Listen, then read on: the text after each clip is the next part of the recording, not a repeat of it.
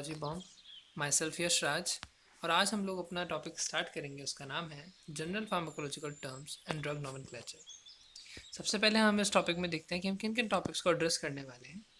हम इसमें देखेंगे फार्माकोलॉजी के बारे में, ड्रग के बारे में, फार्माकोथेरेपेटिक्स के बारे में, क्लिनिकल फार्माकोलॉजी के बारे में, टॉक्सिकोलॉजी के बारे में और ड्रग नोमेनक्लेचर के बारे में। तो आइए वन बाय वन इन सभी टॉपिक्स को देखते हुए चलते हैं। फर्स्ट टॉपिक होगा हमारा फार्माकोलॉजी। देखिए, फार्माकोलॉजी जो है वो दो ग्रीक टर्म से मिलके बना है। एक तो है फार्माकॉन से, जिसका मतलब होता है ड्रग, और एक बना है लोगोस से, जिसका मतलब होता है डिस्कोर्स इन। तो हम फार्माकोलॉजी में करते क्या है, हम फार्माकोलॉजी में पढ़ते हैं उस ड्रग का हमारी लिविंग सिस्टम्स के साथ में, हमारी ह्यूमन बॉडी के साथ में किस तरह का क्या इंटरेक्शन होता है। उसको जिस साइंस में हम पढ़ते हैं उस साइंस को हम फार्माकोलॉजी बोल देते हैं। तो यही इसका डेफिनेशन भी हो जाता है कि it is a science of drug that deals with the interaction of एक्सोजेनसली administered chemical molecules with the living systems. अब आप देखिए, इस डेफिनेशन में हमने ड्रग को एक एक्सोजेनसली एडमिनिस्ट्रेड केमिकल मॉलिक्यूल बोला है। तो उसको एक्सोजीनसली एडमिनिस्टर हम इसलिए बोल रहे हैं क्योंकि अगर हम बात करें, दो तरह के मॉलिक्यूल्स होते हैं यूजुअली। एक होता है जो हमारी बॉडी के अंदर पहले से ही ऑलरेडी प्रेजेंट हैं, उनको हम बोलते हैं एंडोजीनस मॉलिक्यूल्स। ठीक है, एंडोजीनस जो बॉडी में पहले से प्रेजेंट है। और फिर कुछ होते हैं जो बॉडी के बाहर प्रेजेंट होते हैं, एक्सटर्नल एनवायरनमेंट में। तो जितने भी मॉलिक्यूल्स इस तरह के होंगे जो एक्सटर्नल एनवायरनमेंट में प्रेजेंट होंगे, उनको हम एक्सोजीनस मॉलिक्यूल्स बोलेंगे। ठीक है, तो इसलिए क्योंकि ड्रग एक्सटर्नल एनवायरनमेंट से ली जा रहा है, दैट्स वाई उसको हम एक्सोजिनसली एडमिनिस्ट्रेड मॉलिक्यूल बोल देते हैं। चलिए, अब दो मेन डिविजन्स होते हैं फार्माकोलॉजी के। एक होता है फार्माकोकाइनेटिक्स और एक होता है फार्माकोडायनामिक्स। ठीक है, अब इन दोनों का क्या क्या मतलब होता है, हम इसके बारे में इसकी फर्दर डेफिनेशंस को पढ़ेंगे। पहले तो हम सिंपली समझ लेते हैं कि फार्माकोकाइनेटिक्स का मतलब क्या होता है। देखिए, फार्माकोकाइनेटिक्स ये दो वर्ड से खुद से मिलकर बना है। फार्माको का मतलब होता है ड्रग और काइनेटिक्स का मतलब होता है मूवमेंट। ओके, दैट मीन्स हम जिस डिवीजन में ड्रग्स के मूवमेंट्स के बारे में स्टडी करेंगे उसको बोल देंगे pharmacokinetics. Then comes our next term which is pharmacodynamic. इसका मतलब होता है फार्माको का मतलब ऑब्वियस ड्रग, एंड डायनामिक का मतलब होता है पावर। तो यहाँ पर हम पावर से मतलब क्या समझेंगे कि ड्रग का पावर क्या है। मतलब दैट मीन्स वो किस हमारे पर्टिकुलर सिस्टम पे जाके, किस ऑर्गन सिस्टम पे जाके, किस सेल्यूलर लेवल पे जाके किस तरह का क्या चेंज लाती है बॉडी के अंदर, क्या इफेक्ट प्रोड्यूस करने वाली है, वो सब हम जिस डिवीजन में पढ़ते हैं वो आता है अंडर फार्माकोडायनामिक्स। इनको एक एक लाइन से वैसे जैसे आगे ब्रैकेट में मैंने लिखा भी है, फार्माकोकाइनेटिक्स को लिखा है कि what body does to the drug, और फार्माकोडायनामिक को लिखा है what drug does to the body. तो इससे आप बहुत सिंपल से शब्दों में समझ सकते हैं। फार्माकोकाइनेटिक्स मतलब कि जो बॉडी है वो ड्रग के साथ क्या क्या फंक्शंस परफॉर्म करने वाला है। ऑब्वियसली कोई भी ड्रग जब हम एडमिनिस्टर करेंगे तो वो अलग अलग लेवल से होकर गुजरेगा। पहले उसका अब्जॉर्प्शन होगा, फिर उसका डिस्ट्रीब्यूशन होगा, मेटाबॉलिज्म होगा, सब चीज़ें होती हैं, वो अभी हम इसकी डेफिनेशन में देखते हैं थोड़ा आगे। तो वो सारे के सारे प्रोसेसेस जो कि एक बॉडी एक ड्रग के ऊपर करने वाला है, वो सब आता है अंडर फार्माकोकाइनेटिक। और फार्माकोडायनामिक में आता है कि ड्रग उस बॉडी के साथ क्या करने वाला है। तो ऑब्वियस है वो अलग अलग तरह के इफेक्ट्स प्रोड्यूस करेगा, जो भी ट्रीटमेंट के लिए यूज़ किया जा रहा है वो ट्रीटमेंट करेगा, वही आ जाता है अंदर अंडर फार्माकोकाइनेटिक्स। सो देखते हैं एक बार चलिए इनकी डेफिनेशंस को।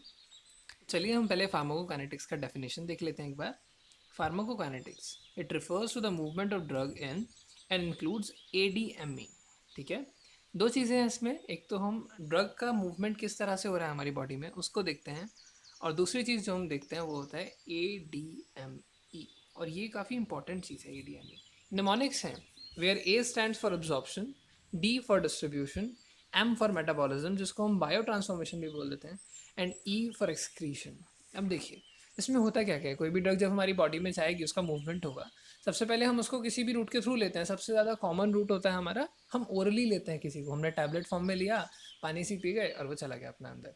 ठीक है, तो क्या होता है वो जब हमारे स्टमक तक ट्रैवल करता है, वहाँ जाके पहले डिसइंटीग्रेट वगैरह होता है, देन वो अब्जॉर्ब होना स्टार्ट होता है हमारे इंटेस्टाइन्स में जाके। ठीक है, तो अब्जॉर्प्शन सबसे पहला प्रोसेस आता है, एब्जॉर्प्शन जो होता है फार्माकोकाइनेटिक्स में। ठीक है, उसके बाद आता है नेक्स्ट डिस्ट्रीब्यूशन। अब्जॉर्प्शन पहले वो अब्जॉर्ब हो जाएगा, अब्जॉर्ब होकर हमारे ब्लड के अंदर आएगा, ब्लड में वो डिस्ट्रीब्यूट होगा और जाके जहाँ भी उसको साइट ऑफ एक्शन है वहाँ पे पहुँच जाएगा।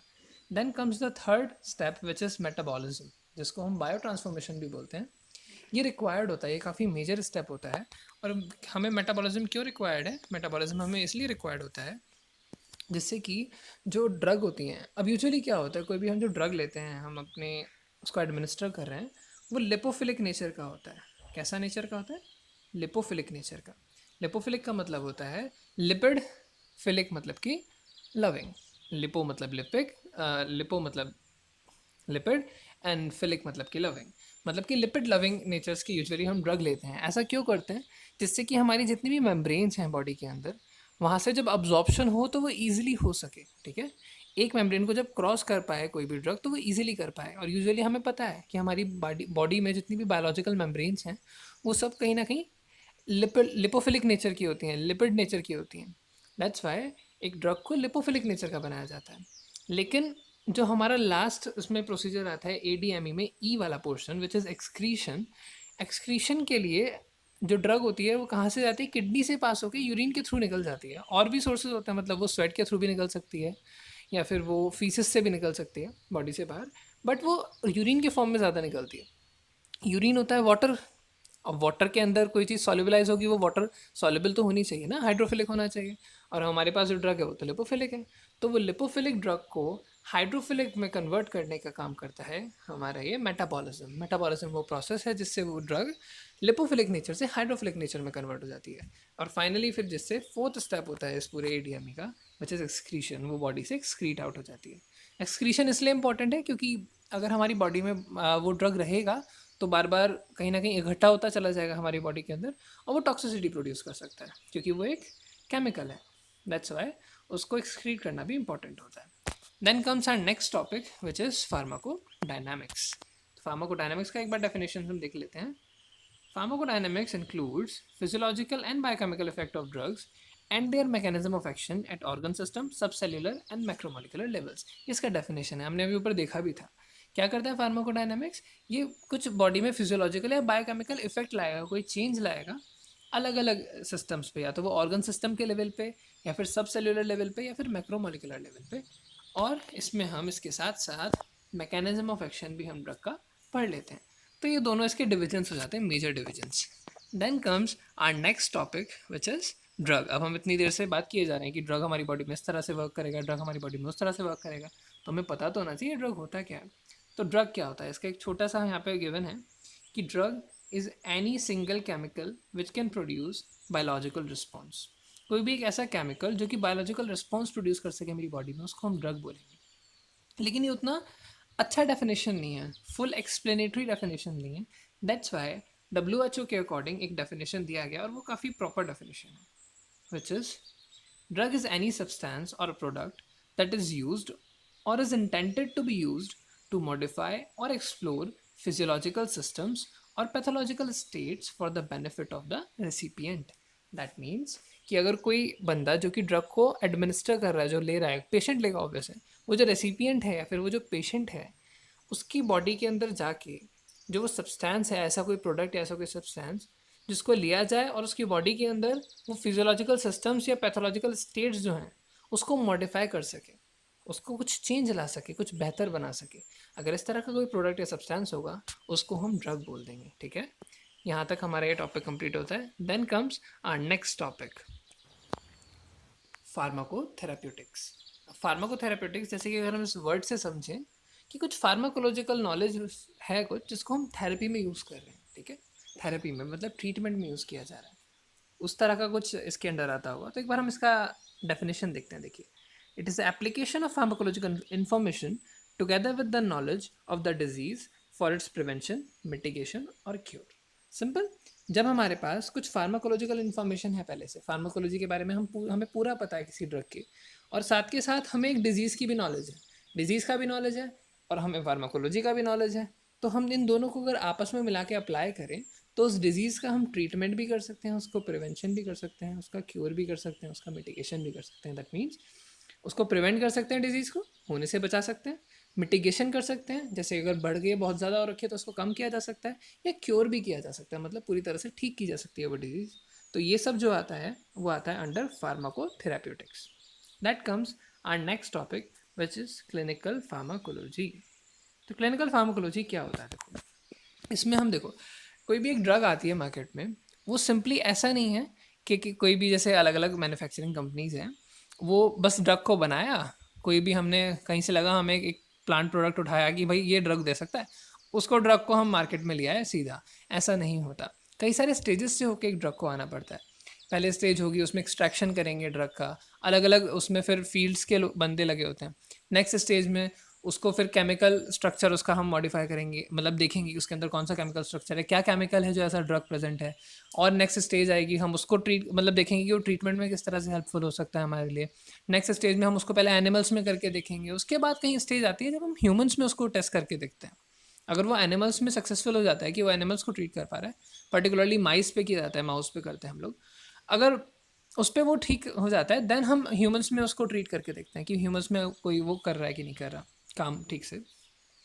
तो ह्यूमंस में पर्टिकुलरली कुछ सेट ऑफ पॉपुलेशन पे जो कि हेल्दी वॉलंटियर्स हैं, वो हेल्दी हैं, प्लस वो वॉलंटियरली अपना कह देते हैं कि हाँ आप हम पे टेस्ट कर सकते हो उस चीज़ को, उन पे पहले टेस्ट किया जाता है या कुछ पेशेंट्स पे टेस्ट किया जाता है, तब जाके वो ड्रग कहीं मार्केट में आता है। ये पूरा एक प्रोसेस है जिसके थ्रू एक ड्रग को होकर निकलना होता है। तो क्लिनिकल फार्माकोलॉजी में क्या होता है, वो ह्यूमंस पे जो ट्रायल किया जा रहा है ड्रग का, वो आता है अंडर क्लिनिकल फार्माकोलॉजी। तो जब हम ट्रायल कर रहे हैं उस ड्रग को, तो उस टाइम पे उसकी जितनी भी फार्माकोलॉजिकल एस्पेक्ट्स हो सकते हैं, जितने भी फार्माकोकाइनेटिक्स या फार्माकोडायनेमिक इन्वेस्टिगेशंस हैं, उन सबको हम जो देखते हैं वो देखते हैं under clinical pharmacology. Next topic आता है हमारा कीमोथेरेपी। कीमोथेरेपी क्या हुआ, as the name suggest, chemo that means chemical, therapy that means treatment. जब हम केमिकल को यूज़ करके कोई ट्रीटमेंट कर रहे हैं, किस तरह का केमिकल होगा, क्या चीज़ हो रही होगी इसके अंदर, पर्टिकुलर क्या होता है, देखो इसमें हमारी बॉडी में कुछ मैलिग्नेंट सेल्स प्रेजेंट हो सकते हैं। मैलिग्नेंट जो कि एक एक तरफ से दूसरी तरफ मतलब ब्लड फ्लो के थ्रू, मतलब ब्लड में फ्लो कर रहे हैं इधर से उधर, ठीक है, सिस्टमिक फ्लो में है, ठीक है। या कुछ इन्फेक्शियस सेल्स हो सकते हैं हमारी बॉडी में। तो उनको टारगेट करके पर्टिकुलरली सिर्फ उन्हीं के लिए सिलेक्टिव टॉक्सिसिटी दिखाए, उन्हीं के लिए टॉक्सिक हो वो ड्रग या केमिकल, और उनको मारे, बचे हुए जो होस्ट सेल्स हैं उनको या तो बिल्कुल हार्म ना करे या थोड़ा बहुत हार्म करे। तो ये इस तरह की कुछ जो थेरेपी की जाती है केमिकल्स को यूज़ करके, उसको हम कीमोथेरेपी बोल देते हैं। तो एक बार हम इसका डेफिनेशन देख लेते हैं, क्या होता है definition. It is a treatment of systemic infection या malignancy with specific drugs that have selective toxicity for the infecting organism or the malignant cells with no or minimal effects on the host cells. Simple. करा हमने treatment किसी systemic infection या malignant sales का एक specific drug के through, और वो drug उनके लिए सिलेक्टिवली टॉक्सिक थी। किसी होस्ट सेल को या तो वो कोई इफेक्ट नहीं पहुंचाएगी या फिर वो बहुत मिनिमल सा इफेक्ट पहुंचाएगी। This is all about the chemotherapy. Then comes our next topic which is pharmacy. So what is pharmacy? Pharmacy is about drugs. आप किसी भी ड्रग को किस तरह से बनाते हो, आप किस तरह से उसको कंपाउंड कर रहे हो, किस तरह से उसको प्रोसेस कर रहे हो, किस तरह से फिर वो डिस्पेंस कर रहे हो, किस तरह से उसमें डोजेज फॉर्म बना रहे हो, each and everything of a drug comes under the pharmacy.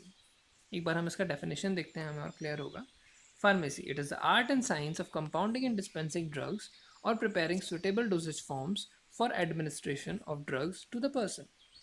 किसी पर्सन को ड्रग एडमिनिस्टर करने के लिए उसको कंपाउंड करना, डिस्पेंस करना, उसकी कुछ सुटेबल डोजेज फॉर्म्स को बनाना, ये सारी की सारी चीज़ें जिस एक पर्टिकुलर साइंस में आ जाती हैं, वो आर्ट कहलाता है फार्मेसी। साइंस का वो पार्ट फार्मेसी कहलाता है, ठीक है। Then comes our next topic which is toxicology. Toxicology क्या होता है, मतलब अगर हम नाम से समझे, what the name suggest, toxicology is something study of toxins या पॉइजन्स के बारे में। तो पॉइजन्स के बारे में क्या पढ़ना होगा हमें, पॉइजन्स के बारे में हम उसका ट्रीटमेंट किस तरह से कर सकते हैं। अगर किसी पॉइजन्स है हमारी बॉडी में, किसी तरह का नेगेटिव इफेक्ट पड़ गया है, तो उसको आप कैसे ट्रीट कर सकते हो, कैसे डिटेक्ट कर सकते हो, किस तरह से प्रिवेंट कर सकते हो, वो सब जो आता है अंडर वो टॉक्सिकोलॉजी आता है, ठीक है। सो एक बार हम इसका डेफिनेशन देखते हैं, फिर हम और अच्छे से समझ पाएंगे कि it is the study of poisonous effect of drugs and other chemicals with emphasis on detection, prevention, treatment of poisoning. तो अब देखिए यहाँ पे हमने क्या देखा कि ये पॉइजनस इफेक्ट, किसी ड्रग का पॉइजनस इफेक्ट या किसी और केमिकल का पॉइजनस इफेक्ट जब हम स्टडी कर रहे होते हैं, उसकी डिटेक्शन को कि हमारी बॉडी में है क्या, उसे डिटेक्ट करेंगे पहले, फिर उसको प्रिवेंशन के लिए किस तरह से उसे ठीक करना है, ट्रीटमेंट कैसे करना है, उसको कैसे होने से बचाना है, किस तरह से ट्रीटमेंट करना है, वो सब आता है अंदर टॉक्सिकोलॉजी। तो यहाँ पे हम ड्रग को पॉइजनस इफेक्ट क्यों बोल रहे हैं, देखो ड्रग का ना कंसनट्रेशन डिफाइन करता है कि वो टॉक्सिक होगा कि या फिर वो ट्रीटमेंट के काम में आ रहा है। अगर कोई ड्रग हमारी बॉडी में एक लिमिट से ज़्यादा कंसंट्रेशन में प्रेजेंट है, अगर उसका कंसंट्रेशन जो है वो अगर लिमिट से ज़्यादा प्रेजेंट है, तब वो ड्रग जो होगी टॉक्सिक इफेक्ट प्रोड्यूस करना शुरू कर देगी, हमारी बॉडी के लिए वो टॉक्सिक होगी, पॉइजन होगा एक तरह का। लेकिन अगर जितनी कंसंट्रेशन में उसको रिक्वायर्ड है वो रहेगी, तो उतने कंसंट्रेशन में वो हमारे लिए ट्रीटमेंट का काम करेगी। तो ये ड्रग का कंसंट्रेशन डिफाइन करता है उस चीज़ का, कि वो टॉक्सिक होगा कि वो नहीं होगा।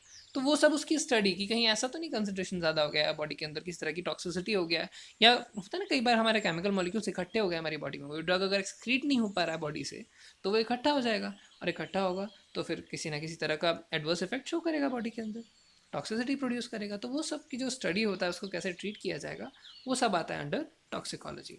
Then comes our next topic, and which is the last topic of this video, the drug nomenclature. Drug nomenclature, that means drugs का नाम देना, उनको उनका नामकरण करना। ठीक है, 3 तरह से आप किसी भी ड्रग को नेम कर सकते हो। एक तो होगा उसका केमिकल नेम, एक होगा उसका जेनेरिक नेम, और एक होगा उसका ब्रांड नेम। ठीक है, एक होगा केमिकल, एक होगा जेनेरिक, और एक होगा ब्रांड नेम। अब देखते हैं वन बाय वन क्या क्या होते हैं ये नेम्स। सबसे फर्स्ट आता है हमारा केमिकल नेम। देखिए, chemical name as the name suggest, हमें नाम से ही पता चल जा रहा है केमिकल नेम मतलब जो कुछ केमिकल स्ट्रक्चर के बेसिस पे बताया गया हो, या फिर जो उसको केमिकली डिस्क्राइब करे किसी ड्रग को। जो भी उसकी केमिस्ट्री होगी, उसका केमिकल स्ट्रक्चर होगा, अगर वो उसको डिस्क्राइब करेगा कोई नेम, तो उसको हम बोलेंगे chemical name of a drug. For example यहाँ पे दिया हुआ है, देखो, एस्प्रिन को हम बोलते हैं, एस्प्रिन का मतलब केमिकल नेम होता है 2-एसिटॉक्सी बेंजोइक एसिड। ठीक है, एस्प्रिन का नेम है 2-एसिटॉक्सी बेंजोइक एसिड। ऐसा क्यों है, उसका केमिकल स्ट्रक्चर वैसा होता है। देखो मैं आपको केमिकल स्ट्रक्चर ड्रॉ करके बताता हूँ एस्प्रिन का कैसे होता है। वेट, देखिए, एक बेंजीन रिंग प्रेजेंट होगा। ठीक है, उसके अपर पोजीशन पे COOH ग्रुप प्रेजेंट होगा। ठीक, देन उसकी जो ऑर्थो पोजीशन है उससे एक O अटैच होगा, और फिर उससे C, और C से डबल बॉन्ड O, और C से एक सिंगल बॉन्ड CH3। ये होता है एस्प्रिन का स्ट्रक्चर। तो इस पे देखिए आप, जो ये सेकंड पोजीशन है, 2 सेकंड रुकिए मैं कलर चेंज करता हूँ। ये जो है देखिए, ये वाला सेकंड पोजीशन, यहाँ पर ये जो पूरा ग्रुप लगा हुआ है, दिस ग्रुप इज एसिटॉक्सी ग्रुप, और बचा हुआ जो पूरा बेंजीन उसके ऊपर COOH ग्रुप के साथ लगा हुआ है, उसको हम बोलते हैं बेंजोइक एसिड। दैट्स वाई इसका जो केमिकल नेम होता है वो हो जाता है 2-एसिटॉक्सी बेंजोइक एसिड। तो देखा, इसको केमिकली वो डिस्क्राइब कर रहा है ये नेम, दैट्स वाई इस केमिकल नेम जो होता है वो ये हो जाता है इसका, acid two acetoxy benzoic acid. Then comes our next name which is generic name और नॉन प्रोप्राइटरी नेम। ठीक है, जेनेरिक नेम और non proprietary name. Generic name क्या होता है, कुछ साइंटिफिक अथॉरिटीज़ होती हैं, कुछ साइंटिफिक बॉडीज़ होती हैं, वो ड्रग को एक अपने अकॉर्डिंग नेम दे देते हैं, जो कि फिर वो साइंटिफिक जितनी भी स्टडीज़ होंगी उन सब में यूज़ किया जाएगा। इस तरह का अगर कोई नेम होगा तो उसको हम जेनेरिक नेम बोलेंगे, या फिर नॉन प्रोप्राइटरी नेम बोलेंगे। एग्जाम्पल हो गया इसका एस्प्रिन, जैसे अभी हम देख भी रहे थे। एस्प्रिन का हमने देखा था केमिकल नेम हो गया था 2-एसिटॉक्सी बेंजोइक एसिड, उसका जेनेरिक नेम हो जाता है aspirin. Then comes next type of name which is brand name. Brand name और प्रोप्राइटरी नेम। ठीक है, ब्रांड नेम हमें नाम से समझ में आ रहा है, ब्रांड मतलब किसी पर्टिकुलर ब्रांड ने जिसको ओन किया हुआ है। लाइक अलग अलग तरह की फार्मेसी कंपनीज जो होती हैं वो अपने अपने नाम से कुछ एक ब्रांड का ड्रग बना देती हैं। जैसे कि सनोफी का कॉम्बीफ्लैम आता है, तो जो कॉम्बीफ्लैम है वो सिर्फ सनोफी का ही आएगा, वो किसी और कंपनी का नहीं आएगा, है ना। तो इस तरह से एक पर्टिकुलर जो कंपनी होती है, फार्मास्यूटिकल कंपनी है, मैन्युफैक्चरर जो होता है, उसका एक ट्रेडमार्क होता है कि वो उसका ड्रग उस नाम से बनाएगा, उस नाम पे उसका ट्रेडमार्क बन जाएगा कि सिर्फ वही वो नाम बता सकता है उस मार्केट में उस ड्रग का, और कोई उस नाम से उस ड्रग को नहीं बनाएगा। तो ये हो जाता है ब्रांड नेम, इसीलिए उसको प्रोप्राइटरी नेम बोलते हैं। देखो, 2 नाम बोले हमने, ब्रांड नेम और प्रोप्राइटरी नेम। प्रोप्राइटरी नेम का मतलब क्या हुआ, ऐसा नेम जिसपे उसका एक ट्रेडमार्क हो, उसका एक मालिकाना हक हो कहीं ना कहीं।